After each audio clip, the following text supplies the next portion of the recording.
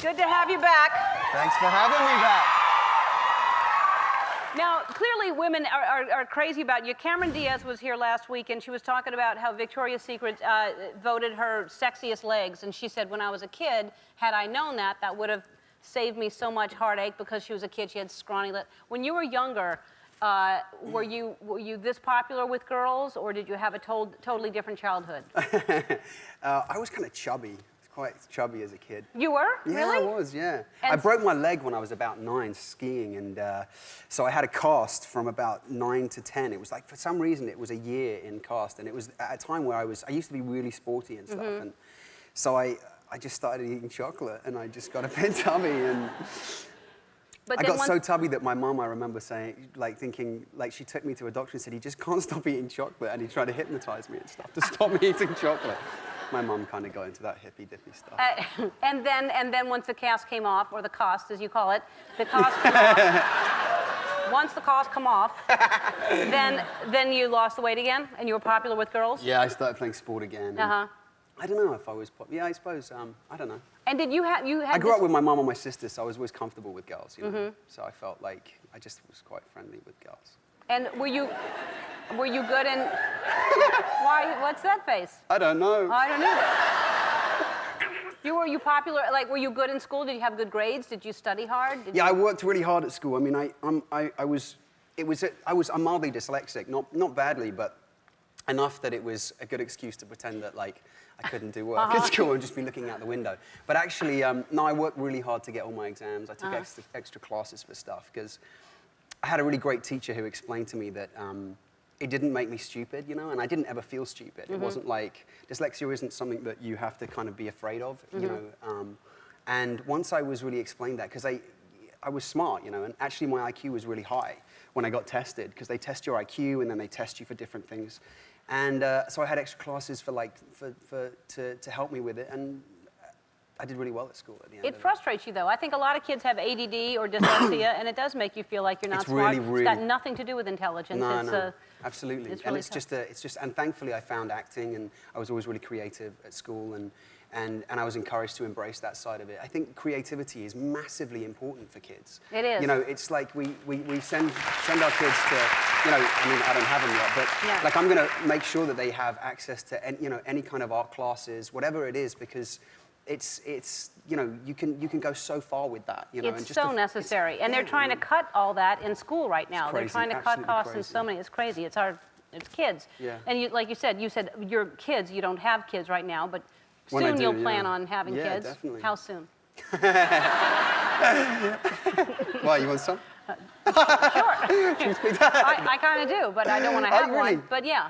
But if you want to have some and give them to me, I'll take some of your kids. Right, you can. They'll be pretty. They'll be real pretty kids. Beautiful blue eyes. Yeah. Blonde, maybe a bit brunette. Oh, you're saying you want my eggs? No, you can't. What are you proposing to me? I'm joking. So I'd say... I would be honored. You are, huh? Did you, and you just found this out, we told you backstage, he's the most Googled man. You were the most Googled man. You'd have if you Googled yourself right now, which It's my mom. She's constantly doing it. Is it your mom doing it? Yeah. You'd have 3 million hits just right now. What do you think that is? I don't even really understand Googling, so I don't know. I'm still completely Do you have a computer?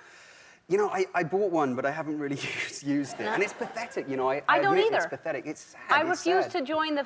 I do too. I think it's horrible. I like writing and I like calling people. Me too. What happened to writing letters? I mean, that's beautiful. It's kind of, there's something beautiful in getting, don't you think, receiving a letter? And there's something beautiful about actually it coming out of a pen of your hand instead of touching things. I agree.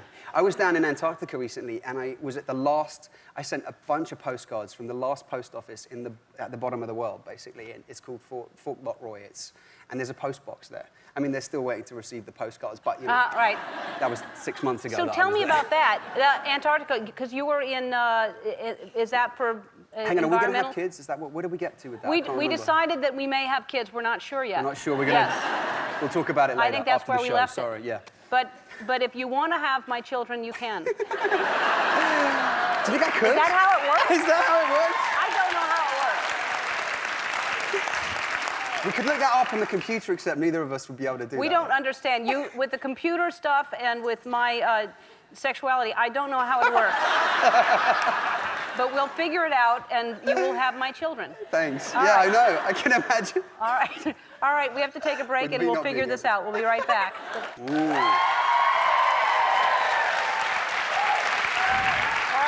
Bloom. I just want to say, It's a moody Will Turner. don't have her kids, have mine. I know. Have my kids, not hers. All right, We're still so trying to figure out how I'm actually going to have kids. I don't know yet, but someone is going to figure it out for Right, us. I know. It's the 21st century, for crying out loud. What is the deal with, there's like a battle scene that took 4 months Yeah, I mean, to shoot? we were shooting actually down in Palmdale for about 4 months in a giant warehouse, which was one big rain machine, actually. It was kind of hard, a lot of chafing. Wet costumes are very uncomfortable. Oh, I bet. Yeah. I bet. It's a lot of work for a movie like that. It It's is a whole lot of work. actually, yeah. All right, so let's talk about, because you said you went to Antarctica, and I can imagine how gorgeous and also educational that is. Yeah, it was All right, massively. so look at you with Oh, penguins. look at that, yeah. Now, how cold was it? It was very cold, about minus 20. Minus 15, 20. Yeah. Wow. Yeah, and that was a bunch of, I went with, on a science exposition boat, but it turns out that it was basically a vacation boat for a bunch of guys for Goodreach tires. So it was interesting. I had a great time because I ended up climbing a mountain and snowboarding down it. I ended up like scuba diving in Antarctica, which is kind of weird, in a dry suit, but it's freezing, you know. I mean, obviously, like, I just came out, my hands were frozen. It was just awful, but, hello? But that was... But it was an amazing experience, and you know the thing about seeing and being in Antarctica is that it's these giant icebergs which are 3 times bigger below the water than they are above, and they just feel like dinosaurs. You know, it's really tragic because it feels so fragile. It just feels like I'm seeing it now, and next year you know it's going to be very different. Yeah, and a year after, 10 years from now, it's amazing rate. I mean, every year it just goes down more and more and more. Yeah, but the thing about the environment that frustrates me is that it always seems like doom and gloom. You know, it's like you can be somebody who drives an SUV, but you can still use energy-efficient light bulbs or make a difference in other areas. You know what I mean? It's like it doesn't have to be all or nothing, because it's that thing of like, oh, I'm not environmentally friendly because I drive an SUV, so therefore, because that makes me feel safe, but so therefore I'm just going to keep living how I am and put my head in a box and forget about it. Actually, no. Just okay, drive your SUV. Maybe make a donation to like a wind farm or something, or you know, or offset it by doing that, or use energy-efficient light bulbs, or you know, plant trees. Plant trees. Or, just, yeah. you know, it's like it doesn't have to be all or nothing, and that's the thing that I keep coming back to, because you know. It's hard to live all the way on the other side, but it really is. But I agree. Sure. Little things that we do are going to Well, make a huge eventually difference. it will change because it's going to have to. So, Yeah. you know, Like you said, water is going to be a huge it's expense. going to be more expensive than oil. You know, I mean, it's going to be massive. It's crazy to think that. Crazy, because these water bottles that we're just throwing away and drinking and acting like there's nothing wrong, one day we're going to look back on that. It's Use crazy. a filter, yeah. All right, well, I adore you, and we'll figure out how it's going to happen. Yeah. Pirates of the Caribbean at World's End let you all opens know. in a theater this Friday. We'll be right back. Don't go away.